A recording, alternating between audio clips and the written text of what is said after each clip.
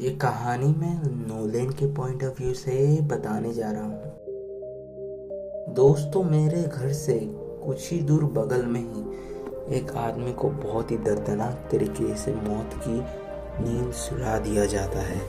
और वहाँ पे इन्वेस्टिगेट करने जब पुलिस आती है तो उन्हें वहाँ पे ज़्यादा कुछ नहीं मिलता, बस एक जोकर की पिक्चर मिलती है। मुझे ये जोकर की पिक्चर देख के काफ़ी ज़्यादा डर लगने लगता है।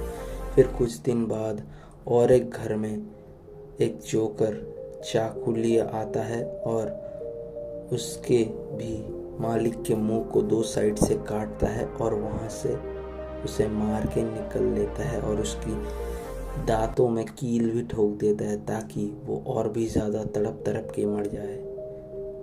उसके बाद नेक्स्ट में आता है 503 का वो घर, जो मुझे भी काफ़ी ज़्यादा हॉरर लगता था।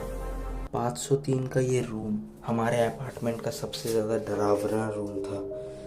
यहाँ पे ज़्यादा कोई नहीं रहता था और मैं भी इस रूम पे आने से डरता था और वो ठीक मेरे बगल में था। हर समय मुझे वहाँ से कुछ ना कुछ आने की या गिरने की आवाज़ें आती थी और जब मैं वहाँ से उठ के देखता था या फिर बेल बजाता था तो वहाँ पे जो भी रहता था वो अपने साथ हथौड़ा लेके था।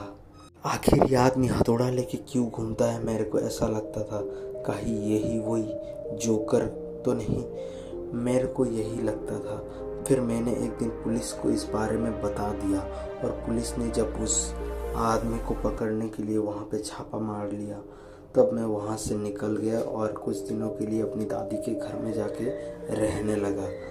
फिर कुछ दिन बाद जब पुलिस निगरानी रख रही थी उसके ऊपर, तभी मैं अपने होटल में अपार्टमेंट में वापस आ जाता हूँ ताकि मैं अपने डेली काम को अच्छे से कर सकूँ। लेकिन मुझे अभी भी संदेह था उस आदमी पे और जब मैं ऊपर की तरफ गया तब मुझे वही आदमी दिखता है जो खिड़की से बाहर की तरफ देख रहा था। मुझे इसको देख के काफ़ी ज़्यादा डर लगने लगता है और मैं वहाँ से चला जाता हूँ और तभी ये आदमी मुझे पकड़ने लगता है और मेरे को खींच के ले जाने लगता है। लेकिन तभी मेरा सहकर्मी उसके ऊपर हमला कर देता है और मुझे बचा लेता है। मुझे तो डर लगने लगा था कि यह आदमी कोई साइकोपैथ तो नहीं। फिर जब हम लोग उसको मारते हैं और पुलिस को बुलाने लगते हैं तब वो फिर से जाग जाता है और हमारे ऊपर वो हमला कर देने से पहले ही मेरा ये साथी चाकू से उसको मार डालता है। मतलब यही था असली जोकर। और फिर वो जोकर के भेष में आता है और मुझ पे भी वैसे ही वार करने के लिए अपना चाकू उठाता है और मुझ पे वार करने लगता है और मैं उससे बच भी नहीं पाता। ये कहानी मैं निशु के पॉइंट ऑफ व्यू से बताने जा रहा हूँ। मैं यहाँ पे पार्ट टाइम जॉब करती हूँ एक रेस्टोरेंट में और मेरे साथ मेरे दो सहकर्मी सैमुअल और रिचा भी रहते हैं।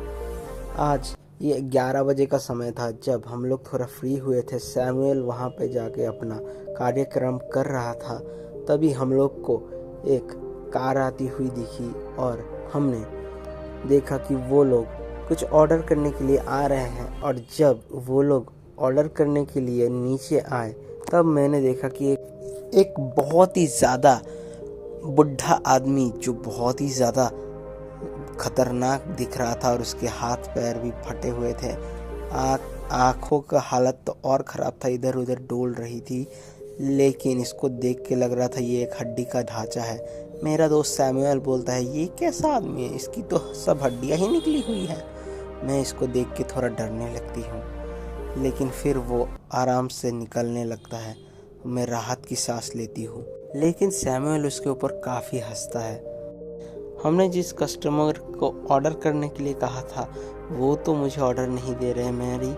मेरे को सिर्फ बहुत ही ज़्यादा डरावनी आवाज़ें सुनाई दे रही है। लगता है ये वही आदमी है जो अभी यहाँ से गया है और वो अपनी लंबी लंबी सांसों को माइक्रोफोन में कह रहा है। और मुझे ये सब काफ़ी ज़्यादा डरावना लग रहा था दोस्तों।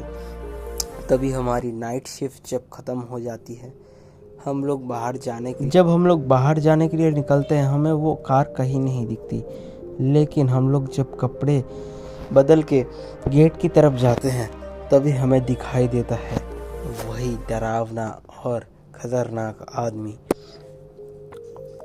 वो गेट के अंदर कैसे घुसा, मेरे को तो सिर्फ यही बात समझ नहीं आई, क्योंकि वहाँ पे तो सिक्योरिटी थी और ये वो आदमी अपने पीछे से एक बड़ा सा चाकू निकालता है और अपने पैरों की तरफ मारने लगता है और अपने पैर को जख्मी कर देता है।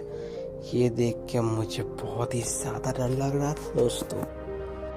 तभी वो वहाँ से भागने लगता है और जब हम उसको देखने जाता है बाहर की तरफ, तभी वहाँ से हमारा एक और सहकर्मी आ जाती है और उसके हाव भाव ऐसे थे कि कुछ हुआ ही नहीं। फिर हम लोग उसे सब कुछ बताते हैं और वो भी देख के चौंक जाती है इस खून वाले दृश्य को।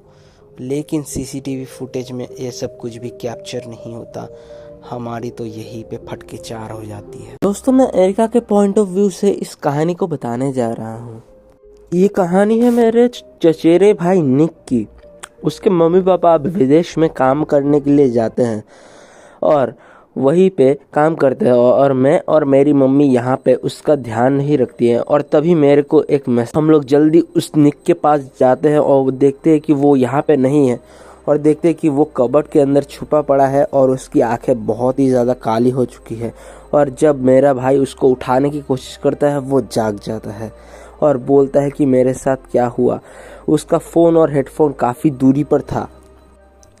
जब वो सो रहा था तब उसके फ़ोन और हेडफोन उसके गले के अंदर लपेट गए थे और उसको बहुत ही ज़्यादा डर लग रहा था और उसको लग रहा था कि कोई वहाँ पे है और उसके साथ बातें कर रहा है।